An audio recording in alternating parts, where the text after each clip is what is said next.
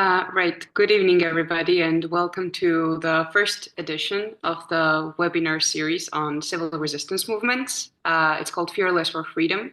And my name is Mariam. I'm a European Community Associate at Students for Liberty, and I am the host for this series. And today we are here to discuss a topic that is both urgent and very timeless, also quite universal nowadays, so to speak, and it's the power of resistance. And around the world, people have asked this question many, many times. It's, do protests actually work? And if they do, what is the proper way of protesting and how do we do that? And scholars in sociology and political science have spent decades analyzing this question and trying to answer this. And history also offers us a wealth of evidence. And one basic truth that emerges from it is that protesting is definitely better than not protesting, because without action, the voices go unheard and injustice continues unchecked. But it's not just about protesting, it's also how we protest. It's the way we protest that matters. And studies show that nonviolent movements are far more likely to succeed than those marked by destruction or violence, because the nonviolent movements, the ones that actually are persistent, earn legitimacy in the eyes of the public, the media, and even its opponents sometimes. And this all brings us to Serbia, the very first country that we're going to be discussing on the webinar series. It's a nation with a deep history of resistance, all the way from the overthrow of Slobodan Milosevic in the year of 2000 to the student-led movement Otpor that played also a crucial role in ending his regime. And yet Serbia right now also faces another crossroads, because on November 1st, 2024, as a lot of you know, a tragedy struck when the newly renovated railway station in Novi Sad collapsed, killing 15 people. And this disaster, if you ask the population mostly, was definitely not an accident. It was a symptom of a government that's corrupt and prioritizes power and profit over accountability and over human lives. And even though the government scrambled to erase the records of the project, people did know the truth, and it was a final spark that ignited mass protests across the country, which are right now more than just one tragedy. They are about 12 years of government scandals, of censorship, political repression, election fraud, and they are about a government that has systematically dismantled democratic institutions and tried to silence dissent. And these protesters are right now demanding exactly this transparency. They are demanding accountability. They are demanding justice. And at the heart of this, it's not surprising, are of course students once again, who have blockaded over 40 faculties. They are vowing not to return to their normal lives until all of their demands are met. We are going to be discussing these demands more in detail. And the response from those in power definitely has been brutal. Because the protesters have been attacked, they've been beaten. From what I've heard, they've been also arrested. Some so severely that their lives cannot be the same even again. And the state-controlled media, in the meanwhile, definitely frames them as foreign mercenaries, as traitors. But people are not backing down. And every day, exactly at 11:52 a.m., in honor of the 15 victims, Serbia stops 15 minutes in silence to honor the people that died during the tragedy. And so we ask this question again right now: do protests actually work? Because history suggests that when people refuse to be silent and persist, change is possible. And Serbia has a history of overthrowing a dictator before. But right now the question is, can it do so again? So we are very happy to be exploring this question today through discussion and analysis, and also the voices of those on the ground. So I'm very happy to welcome here Aleksandar Kokotović, a very distinguished advocate for individual liberty with over a decade of experience, who has championed these ideals globally and addressed a range of topics from pro-liberty activism to cryptocurrency regulation. He has spoken at numerous international events, contributed to various publications, co-authored academic papers on the sharing economy. And your insights, Aleksandar, are invaluable in this. So I will just straight jump into the very first question I have for you. And I will ask you what were the immediate and underlying causes of the Serbian protests, what are the primary demands of the protesters, and have any of them been met so far?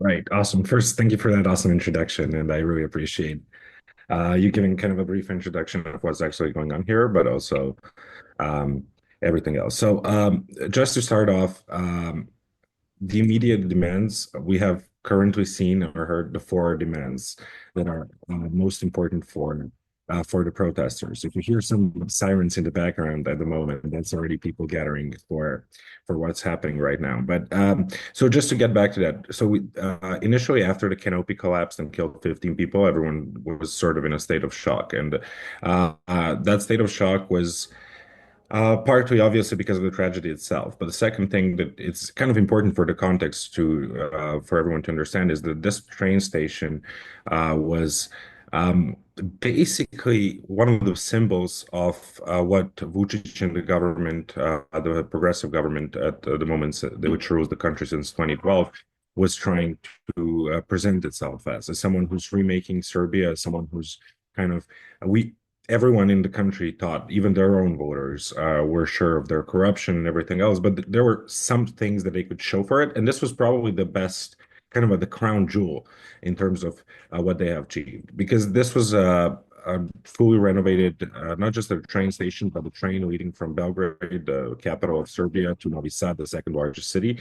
And it was a project that pretty much had massive support, even among non-voters, just because it completely cut the times of reaching one city to the other from maybe 2 hours to 30 minutes. It was something that was used by ordinary citizens from all walks of life on a daily basis. And then when this particular catastrophe hit, the fact that it happened in midday, so 11:52, as you said, that there were people who, again, from different walks of life, some going from home to work, grandpa with two of the kids on that station and so on, caused first complete sense of disbelief. I think that was the first reaction of everyone who kind of listened to or was following what's going on. And then after that, when some of the facts, well, first when the public officials started going on the media and saying that the station was actually renovated, but that specific part of the station was not renovated, so that's why it collapsed. To kind of giving completely opposite statements on some of these issues that already triggered people's attention. But then the way that the situation was handled in the coming days only escalated everything further, and I'm sure we're going to get to that. Um, so if you want me, I can continue. If you want, I can continue here. Basically, what happened at that point is that the first couple of vigils were organized, and people started gathering not only in Novi Sad and Belgrade, but in cities around Serbia. First, to kind of quietly express their feelings after this tragedy, however, in one of the protests in that first week in Novi Sad, we saw kind of a small escalation happening. It was one of the largest protests at that time that Novi Sad has seen, and we saw some students being arrested by the police, some of them pretty brutally, which kind of triggered this whole new fresh wave of enthusiasm for the protests. Later on, the handling of the situation itself was not particularly good, or in many cases exquisitely bad. Both by the way that it was treated by the pro-government media, but also the government officials. So we saw the minister who signed off on this deal being arrested and then released 6 days later, which caused kind of complete public outrage. And that this was around the time when students of universities were going out for 15-minute blocks. So this was one of the things that I think is one of the key features of this moment, of this movement, you could say. And you mentioned it in the beginning. It's that it all started off, and it's still one of the hallmarks of the protests, the 15 minutes of silence happening at 11:52 at the moment that the canopy collapsed until 12:07. So 1 minute for each of the victims. And people were blocking roads across different cities at that time. And at one of these blocks, obviously, for a number of them, the government was sending their own provocateurs. So people who are there for the intention to either kind of critique, sort of, or swear at the people participating, or to try and cause to cause some kind of a commotion and allow the police to react. I think some who might have participated in protests in Georgia or Ukraine might know this as kind of titushki. So this was sort of a very similar thing. And at one of those, in front of the Faculty of Dramatic Arts, there was a scuffle, and a couple of students were injured. Fortunately, not the injuries were not too bad, but it was obviously something that caught attention. And at that moment, they decided they're going to block their faculty. That means that together with some of the professors, they started completely blocking the entrances, allowing only students who are students of the university to participate and organize themselves in public forums, which would later on grow to be basically the way that each of the faculties brings their own decisions, regardless to their participation in the movement. That is sort of kind of a brief intro of what happened in the early days and how that evolved. So basically, from there on, we had numerous faculties and numerous universities joining, and we're probably going to get to talk later about kind of the broader coalition that arose from this. Thank you so much about giving us a brief introduction. I would have a follow-up question on that. You definitely mentioned students, and I want you to elaborate about how these protests have led to a student-led coalition that has basically meetings, I do believe, weekly. But before that, I also want to ask you about academic personnel and the role of academia in general in these protests, because I do believe that this is definitely something that holds a lot of power there. I want to ask you about academic personnel in general, if they played any role, if there are any differences in public and private institutions also, because that could be an interesting topic. Coming from a country with also a massive civil unrest right now, I do know that there is a huge difference between the two. That's why I wanted to draw a parallel and ask you this question. Right. That's a good question. So the difference here was that public universities were the ones that that kind of first jumped on board. So the students themselves were the ones from public universities, and most of them that are currently blocking are from public universities, even though we see private universities blocked as well. However, the difference is that here, private universities, at least those that are not sort of government affiliated, have supported the protests, and a lot of the students do not feel that there's a strong reason to block them at the moment. However, on the public university, the situation is a little bit different. So it really varied. We saw a lot of support actually coming from the academic community compared to what was expected. So maybe yesterday there was a big press conference where the rector of the university, or the dean of the whole university, came out and showed support of the their main governmental body, which fully supports this. However, we also had at different universities, different professors or personalities affiliated with the ruling party who opposed the protests, and it ranged from them kind of publishing an op-ed on why they disagree to some of them who were definitely way more vocal, going on government affiliated TV stations talking about the crazy anarchists taking over the buildings, and it ranged from discrediting them from the left to discrediting them from the right. Um, so that was also one interesting point, that the government and those who are affiliated with the government kind of didn't just play one particular strategy. So obviously the main narrative was it was a color revolution funded by the West. That's the main narrative. However, there was a lot of smaller narratives within it where they would try to overwhelm the protests with, for instance, some of the flags that are affiliated with the right wing movements to try to push away some of the maybe more liberal or more left-leaning folks. And then they also tried calling the protesters Bolsheviks and communists and anarchists to try and get some of the maybe more nationally or oriented protesters. So we have definitely seen that coming from the government. But in terms of the academic support, as that was your question, I think surprisingly we saw a lot of support, and obviously it's going to range from university to university. But at some we have seen really a tremendous support coming from the professors and the whole staff there.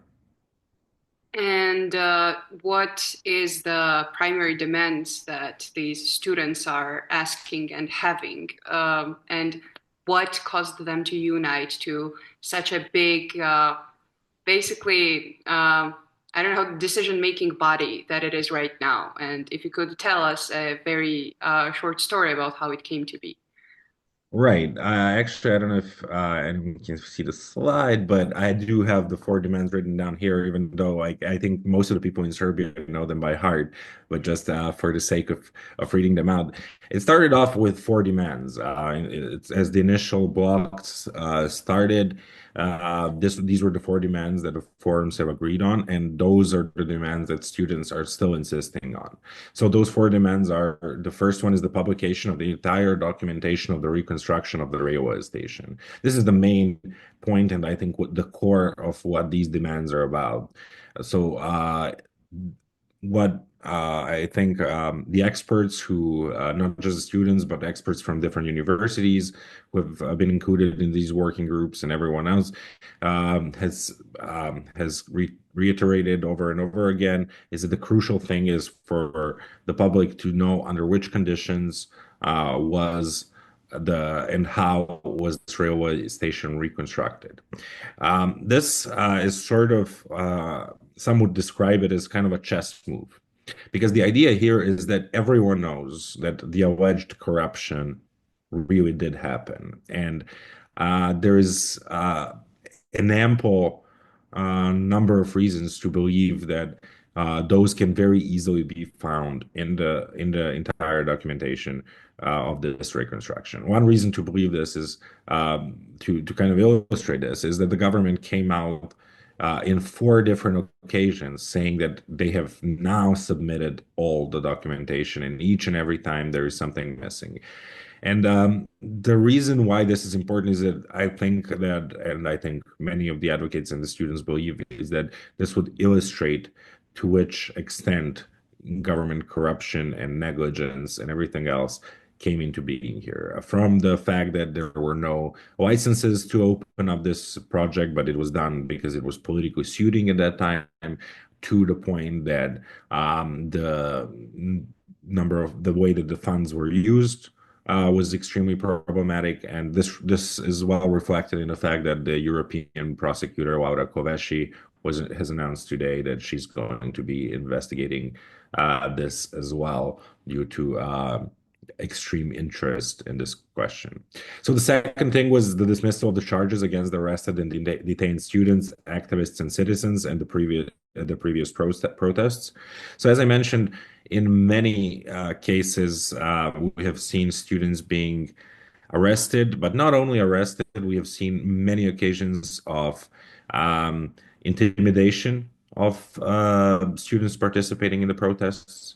We have seen numerous occasions of people being called to either the police or the Secret Service headquarters to give statements on what's actually happening. And uh, this whole period was kind of marked in the early days was marked by the government trying to find someone who they could choose as and present as the leader. And this is part of the reason why the faculties and those organizing the protests have decided to organize in forums. So there would never be one single person representing them. They would constantly be changing. And what this caused was also that inability for the government to deal with all of this. Because in the beginning, what happened was that they saw someone speaking, and what they would do is that they would find whatever random dirt they could on him, ranging from like them having a beer on the street and naming them drug addicts to seeing who maybe has a grandmother in a country nearby and trying to discredit them that way. So all kinds of tactics that might seem silly to someone not living in an autocratic regime, but here those were kind of um, populating the daily press and the nightly talk shows and everything else. And obviously um, the point of that, and that's very similar to the protests we had before, because we've had protests, many different kinds of these throughout the years behind us. But what was different here was that first everyone sort of looked different at the students in terms of the general public. They were not seen as, party leaders from kind of living in the main neighborhoods of Belgrade, but everyone knew someone from their hometown or home village who was studying in Belgrade. And people kind of started wondering, well, I know this person, he's a neighbor for 20 years. I don't think he's on the payroll of the CIA to cause a cover revolution in Serbia, right? So this definitely affected people, and obviously people being detained. We have had many upsetting cases. One of them was a case in the early days of the protests. There was a protest in front of the city assembly in Novi Sad, where an older person, I think he's 76 years old, was arrested and then taken to this police station and then molested to the point where he had to have his testicle amputated because of being involved in that protest. And all of these situations added up. Right. So one of the pro. So just to kind of finish with that second demand, the demand here was to release all of these activists. Then we had the third request, which is the filing of criminal charges against all attackers on students, professors, and citizens.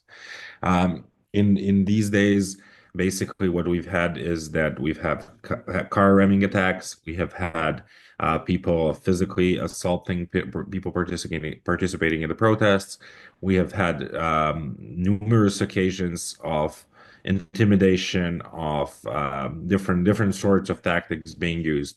So that was the third request, to get all these people who were, in some cases, even public officials, municipality officials. Some of them were just random as Progressive Party members, but the students demanded that everyone, according to the law, will have to be prosecuted. And then the last request, which was added later on, was in a budget increase for faculties for 20%. It was sort of a request that obviously students found important due to the way that the universities operate. And I guess we could argue of if from a classical liberal perspective, this particular request is something that is important. But I would argue that the first request is kind of the core here. So everything else is important, obviously, but what everyone is focusing on is that first request. Understood. And it's very interesting that it's all so structured and laid out, because this is definitely one of the best self-organizations I've seen, especially during such a massive civil unrest. And that's why I wanted to ask you. Of course, there are many ways the students express their protests, right? Some are locating the faculty, spending the nights there. Some are out on the streets every single day. Some are more active on social media. Some are trying to knock on their neighbors' doors. I just wanted to ask you, what are the primary ways the protests are handled within the students and also within the population? And how are the students self-organized? What are they doing? How are they addressing it? I'm seeing news left and right about them doing like new kinds of things every single day, and that's why I wanted to ask you this question. Right. So that's a great question. And I think there's definitely a number of things that have surprised, I think, everyone participating in different kinds of protests in Serbia, even in the last couple of years.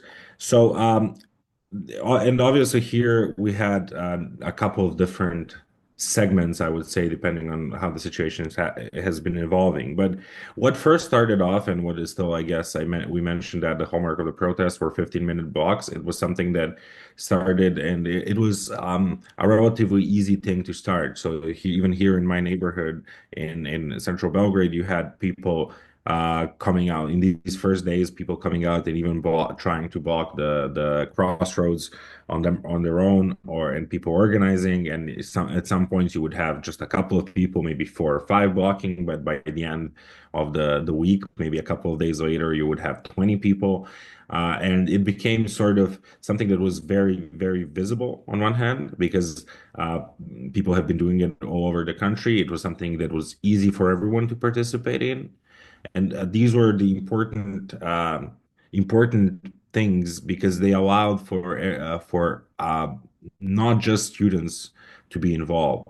So you've had later on in the protest, you would have people coming out of their work for a 15-minute break to participate in these. You would have people participating in these even in smaller rural areas, blocking the roads to a larger town. And the good thing here was that it was something that was very easy for everyone to participate in, as we said, and you didn't need to bring anything special. You just, in some cases, they just crossed across the road in case the police would try to stop them. They would just go around and kind of legally, but still disrupt the situation. And that coupled with the fact that the students at that point grew the support for students at all faculties was tremendous. We had 40, almost all state universities blocked, and students stayed there perpetually. So you would have people who were each of these faculties had 10 to 20 to 50 to 100 people to maybe a couple of hundred in a very important night, staying and sleeping at the universities and going from one university, from one faculty to the other, but not just kind of staying there and blocking them, but like, organizing different sorts of events there, organizing different sorts of lectures, which might be connected to what to their activism or to something else. And then there were movie nights and everything else. And it was almost, from what I hear, I'm no longer a student, but from what I hear, it was it's a pretty special thing in a very interesting way for people to gather together and participate in this. And that was the second thing that is still active. But after that, what we saw is that the idea to collect and gather people at one place in a form of a protest started to become even more prominent. So we had the first two huge protests for Belgrade happening sometime in late December, and that was the moment where I think most of the people understood or have been even surprised by how much bigger it is than just some people blocking the roads here or there. We've had almost, I think, 120,000 people at that protest, which is a very large scale protest for a city the size of Belgrade. And after that, it was uh, late December, and everyone's fears were focused on, all right, what's going to be happening during this period where everyone expected to be home with their parents and their families celebrating New Year's and Christmas, right? However, students have developed a tactic for that as well. Obviously, some people stayed to make sure that the universities are still blocked, and the others who went to their hometowns basically had almost um, a full list that of what they're supposed to communicate at family gatherings, and maybe it's the same in other countries as well. But here, like family gatherings for Christmas or whatever are great ways to discuss politics and see what everyone thinks. And this was a good thing actually because it proliferated this idea, and people started talking to people who might be watching other TV channels or are not maybe or are maybe isolated from the censorship-free media. And after that, we've had that kind of the idea of big protests happening once more in Belgrade, and then it moved to Novi Sad for on February 1st. So it was an anniversary, the third month since the canopy collapsed, where it was the atmosphere was absolutely different than any other protests that we have seen before. So why that was that this was the first protest, and this was one of the things you asked me about. What are they doing different? Is the students started walking from their cities to the next protest location. And even though it seems relatively a simple thing to do, it was middle of winter in Serbia. It's now a little bit warmer, but it was like zero or under zero, especially if you're walking on a road in the middle of nowhere. But we had a couple of hundred people walking from Belgrade to Novi Sad, and that caused massive attention nationwide. The reason was that people came out from all walks of life, came out on the streets and brought out whatever they've had, ranging from the meals they prepared for the students to just a couple of apples they had on their table and were kind of giving them away. But the biggest thing there was not that particular moment, it was that they were kind of seen as sort of the liberators. And this was a frequent scene that people were describing here is that like that you might have not been around where Serbia was liberated uh, in 1944, but this is how it must have been looked like. So people just coming out, giving them flowers. Basically, it was a very emotional moment, and it was something that completely reshaped of how this movement was seen. It was the old people just completely in tears, hugging the first student that they can come across, and that not only continued but escalated in the coming protests. We've had protests in the fourth largest city called Kragujevac, which is right in the middle of Serbia, and students from numerous towns walking there. 2 weeks later on, there was a big protest in Niš, the third largest city in Serbia, where we again had people walking, and that was the protest where they announced the protest happening tomorrow, and that's the protest that everyone has extremely high expectations of. So right after this, I'm going to be joining pretty much everyone I know on the streets of Belgrade, where people are preparing a welcome parade for everyone walking from 15 different cities in Serbia.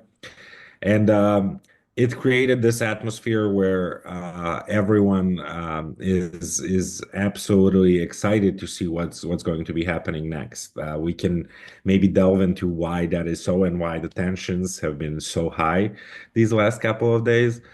However, this is probably, or I can say almost definitely, be the largest protest that Belgrade has ever seen, probably the largest amount of people participating in a protest ever in Serbia.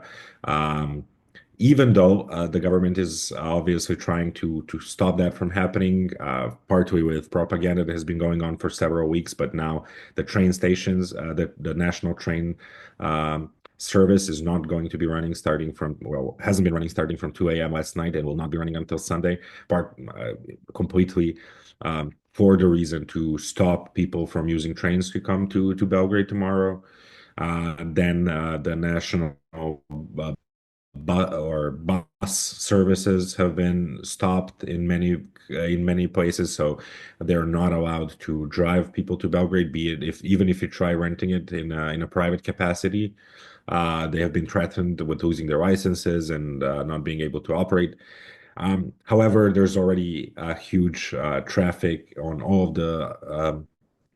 of the main roads leading up to Belgrade. People have are just ready to come here, and tomorrow is definitely going to be, as I said, one of the biggest days in the modern history of Serbia, no matter what happens, because the sort of unity that has been in the last couple of months is only expected to have its full, uh, I guess, full connection here in Belgrade tomorrow.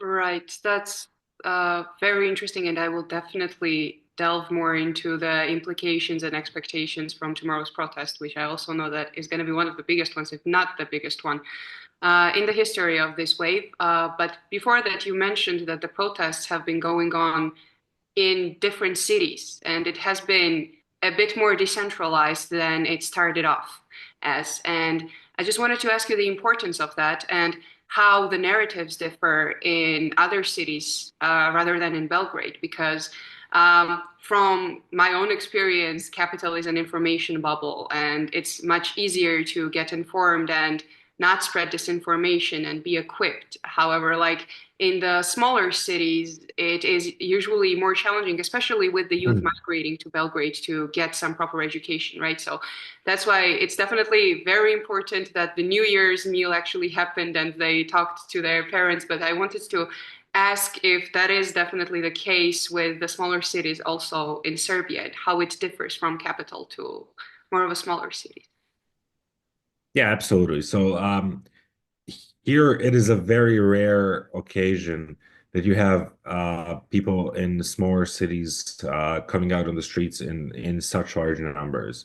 The reasons are, as you mentioned, it's numerous times harder to be openly against an authoritarian regime in a city of maybe 1,000 or a couple of thousand people, because in these places the pressure coming from local members, party members, the pressure from the public institutions in a situation where everyone knows everyone is definitely harder than when you're even in an information hub such as Belgrade or Tbilisi, right? It's people where people, Belgrade is a place where people are relatively open in many cases about political views and affiliation. It's almost unpopular in certain circles or it's definitely unpopular to say anything else.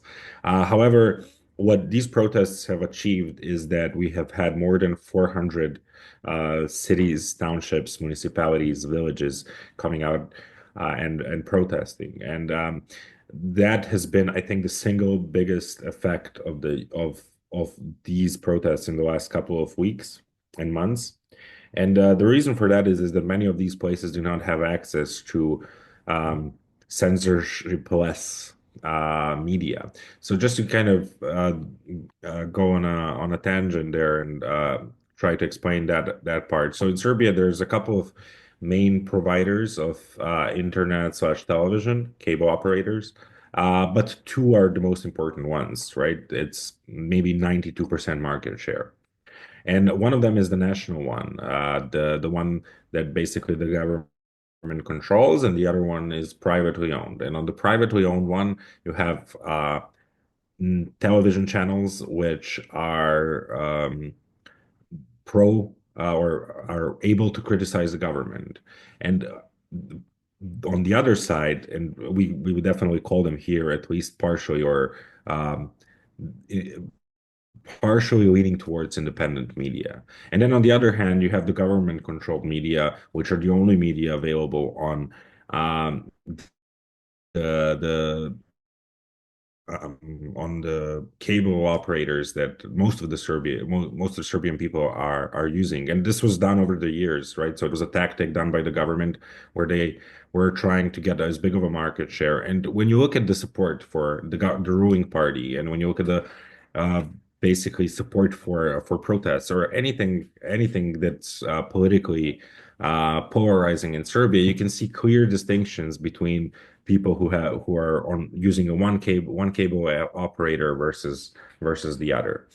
So in that sense, the fact that the students walk to all these places and that all these places had their own blockades and their own protests and have been participating in this and have managed to um, talk with some of the people who are sort of in the heart of this, staying at the universities and blocking them, is probably the biggest thing that has happened here. And the main reason is that the fear somehow has been lost. I think that's one of the biggest things here is that people have been going around their local environments and participating in trying to block maybe uh, uh, local not elections but local kind of assemblies and trying to participate in local initiatives, and that I encouraged other people to start participating too. So you now would see maybe doctors coming out to do 15 minutes in front of their hospitals. I think that's something that is extremely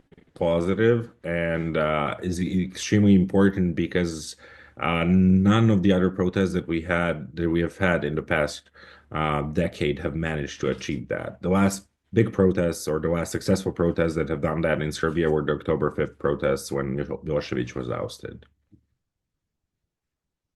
It's very interesting and very good that you mentioned national television because I also wanted to follow up on that because these students seem to be hitting all the hot spots where the authoritarian regime might crumble. It is tackling centralized power by decentralized protests.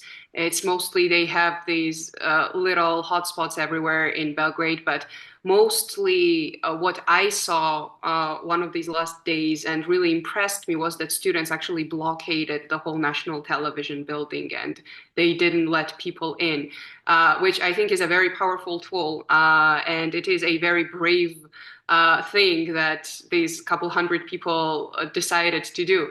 It was very impressive when I was watching it. I was feeling like a bit of jealousy from my end. It was, why can't we do that also? But yeah, it's very interesting. And that's what I wanted to ask you more about. What role national television has played, not just in the suburbs and in the smaller cities, but mostly like tackling government propaganda and how much are they actually buying into it and how I would say like government bought they actually are. And are they actually like at least partially independent? Do people support it? Is there any way of salvaging this? What are the students and also mostly population's attitude towards national television? Ever since the early 1990s, the national television has been universally seen as for anyone who loves democracy, liberty, freedom of speech, censorship, whatever. I have been one of the major opponents of that. So during the Slobodan Milosevic era, they were the biggest spreaders of pro-government propaganda, of nationalistic propaganda, of warmongering in this part of the Balkans. And then after the Progressive Party came to power, it obviously has understood the value that the television, which has by far the largest market share when it comes to political programming, has. And obviously, it is not the worst kind of propaganda that you would see in Serbia. So it's not the worst kind of tabloid press.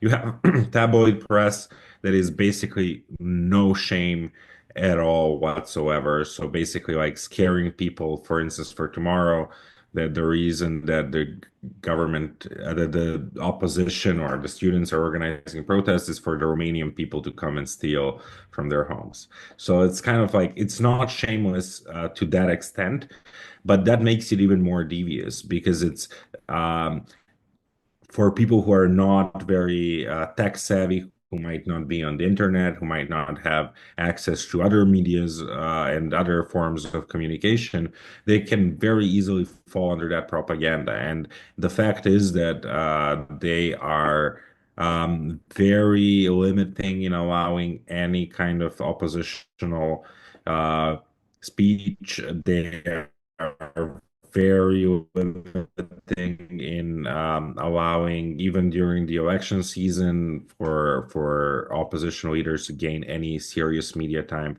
is very hard. And then the president, Vucic, who is obviously someone who is the main figure in this particular regime, is on that television basically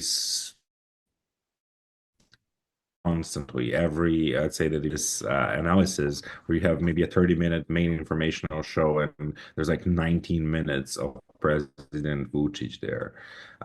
So it's definitely biased. It's definitely something that's been seen and been recognized by um, most people as one of the biggest issues, and students were absolutely right in tackling that. We have had um, three protests in front of the 19 just a couple of days ago. The blockade that you referred to, where students decided to block the building for 24 hours, allowing anyone who wants to come out, but not allowing anyone to come in. That also created a very partly humorous, partly sad scene where the people who worked have basically carved a small hole in the wall and kind of sneaking into the building.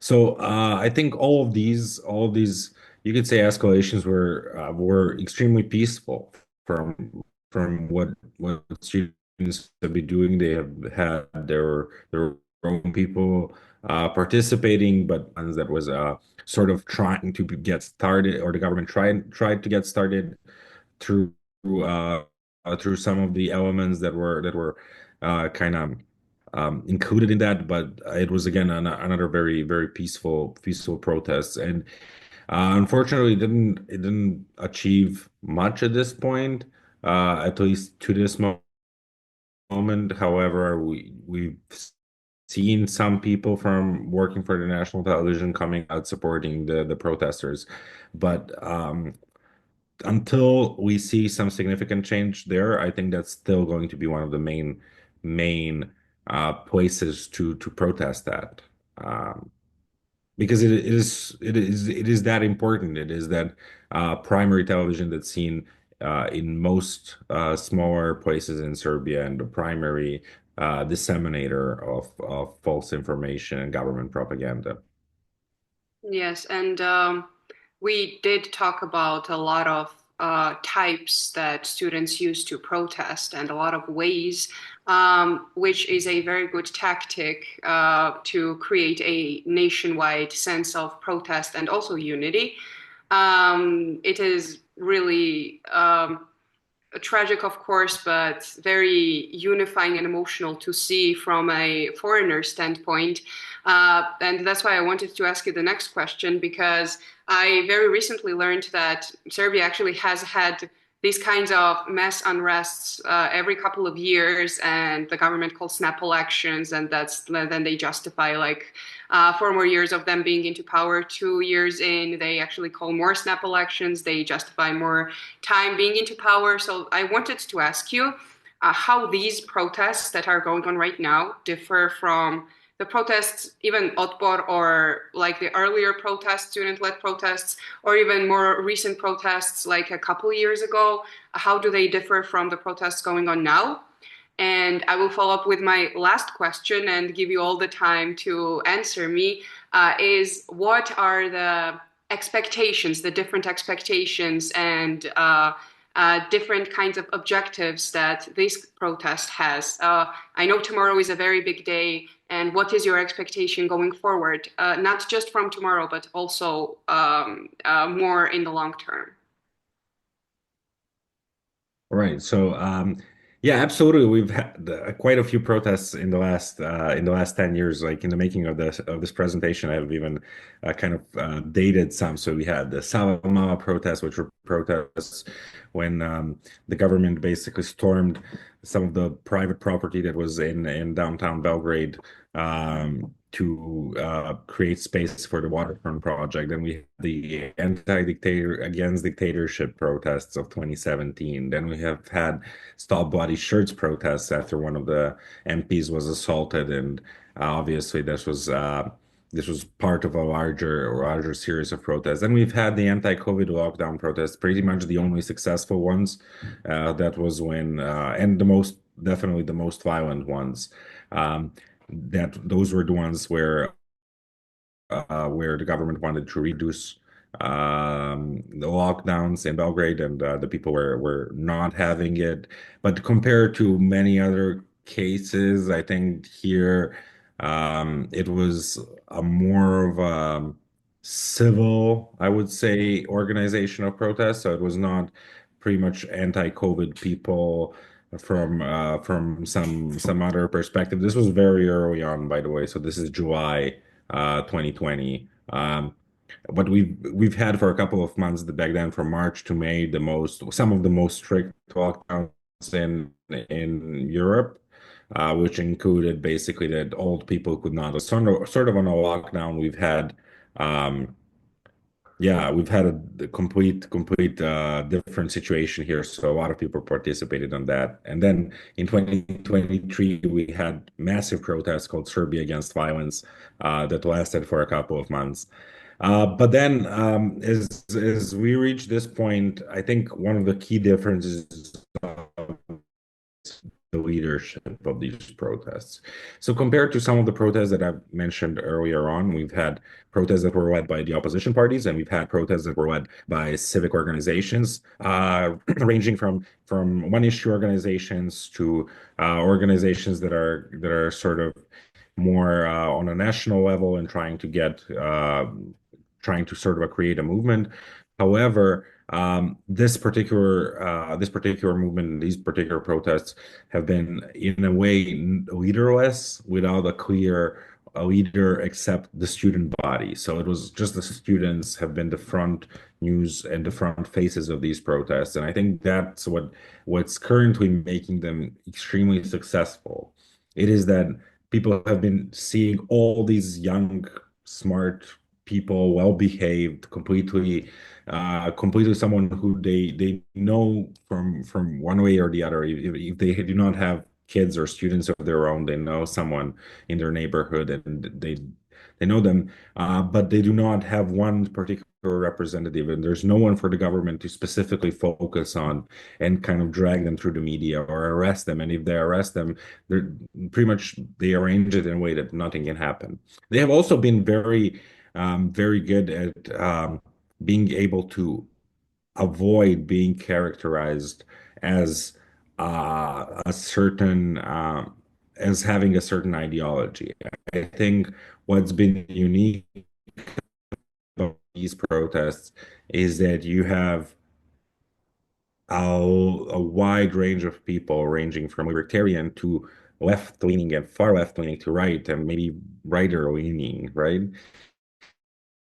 So,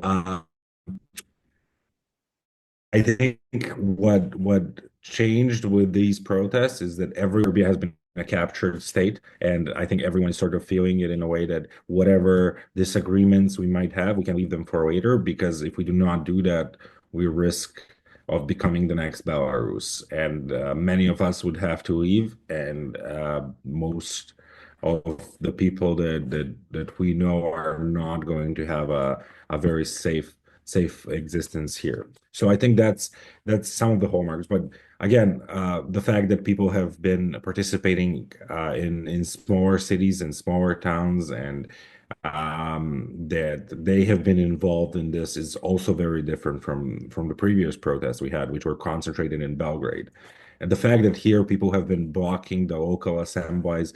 At one case we've had in a smaller city, in a city of Kraljevo, we have had one activist being targeted and arrested. And what happened the next day is that everyone from the town went in front of the mayor's house. And after that, every time they tried kind of organizing an assembly, the activists have tried and successfully stopped that, and have been participating in every possible action where the government officials went to public. This is another thing, is that before the protests were something of a it happens once a week or once every 2 weeks, and people come and have a walk across the city, and it's great. It fills everyone up with good energy, but not much changes. And here we have seen daily protests. Like if Belgrade uh, is last week's a pretty crazy place to be, because if you walk around, you might go to participate in one protest, and then on parents protesting in front of the high school where their kids go, wanting to stop the person persecution of the professors there, or people protesting in a completely different place, maybe trying to achieve something that's related, but it's a completely different group of people. So I think the biggest thing here is the decentralization of these protests, right? It's different groups of people, it's um, different puts, and it's a very hard thing for the government to try and control. I'll get to so uh, the expectations have been running very high for the last 2 weeks. I've prepared a video here. I don't know, we probably don't have time to show it, but at some point we've had the National Assembly in Belgrade. I might play it in the background just because it's interesting. But we have had the National Assembly basically blocked with flares from football stands being used, and every day has been, as they would say here, pumping up the tensions, right? The tensions have been pumped up to the maximum, I think, at this point, which the government responded to with bringing around 500 small tents of the president's presidential building. Basically, we're so afraid of people coming in front of their building that they have organized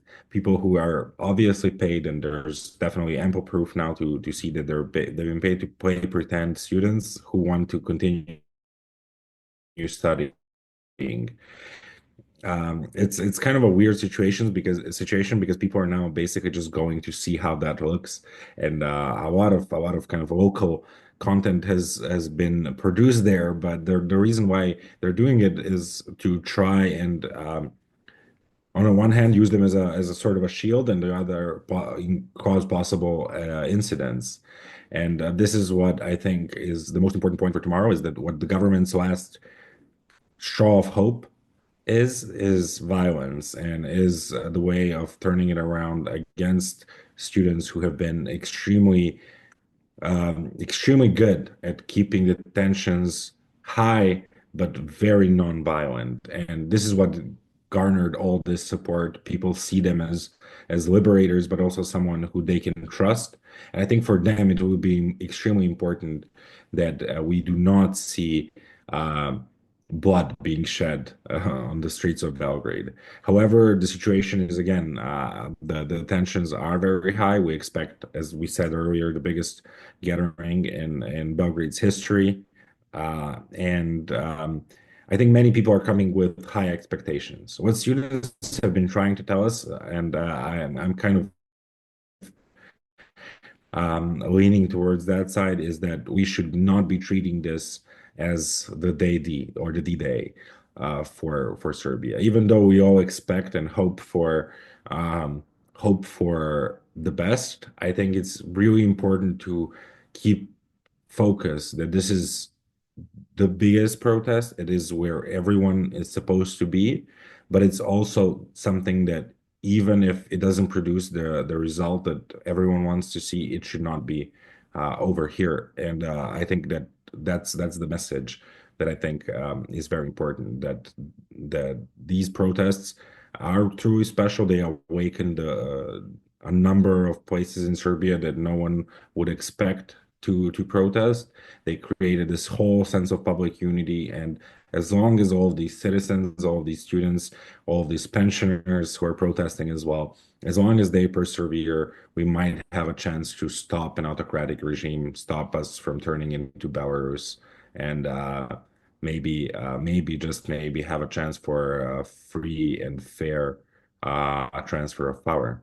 And obviously, for everyone else who have been participating in criminal misdoings, ranging from corruption to murders to persecution of political opponents to any possible crime that you can imagine, that they are dealt with in a lawful way. Yes, I think that's a very important point that any kind of resistance, most of them, at least historically, have been very continuous. And it's a marathon of continuous protest and different forms of protest to sustain the kind of tension, as you said, and not to let it subside and not let it die. It's extremely important, even if the protests are small. The fact that it's continuous, it's been going on for 100 days, that is something that disrupts the regime, and it's extremely important. And on top of that, the fact that it's led by students who don't have direct political affiliations, that you, as you said, and the fact that it doesn't have any kind of connotations with the opposition, direct linkage, so that people who want to propagate it and frame it as, I don't know, foreign mercenaries, they can blame it on the opposition and say that these students are maybe agents of some sort of political interest. And it's very good that this protest is being kept led by students, and it's as peaceful as you said, because the only way to earn legitimacy in front of the people, in front of opposition, in front of media, really is just to sustain a very peaceful protest and just show that show the values that you stand for, basically. And I think this is why this protest is extremely important. And thank you so much, Aleksandar, again, for telling us so much about it, sharing your own experience, and telling us more facts and figures. It's very near and dear to me also. And I believe after this talk, to everybody listening, I want to thank you for being the first speaker in our webinar series. Fearless for Freedom. I also want to thank everybody that tuned in and took time to hear the story of Serbia. We will be coming back with another webinars about countries that have civil resistance movements going on right now. And I hope to see all of you there. So I will be definitely staying in touch with all of you. And we'll be coming back, as I said, in a month with a different country and a different story, with maybe some similarities and some differences. But thank you all.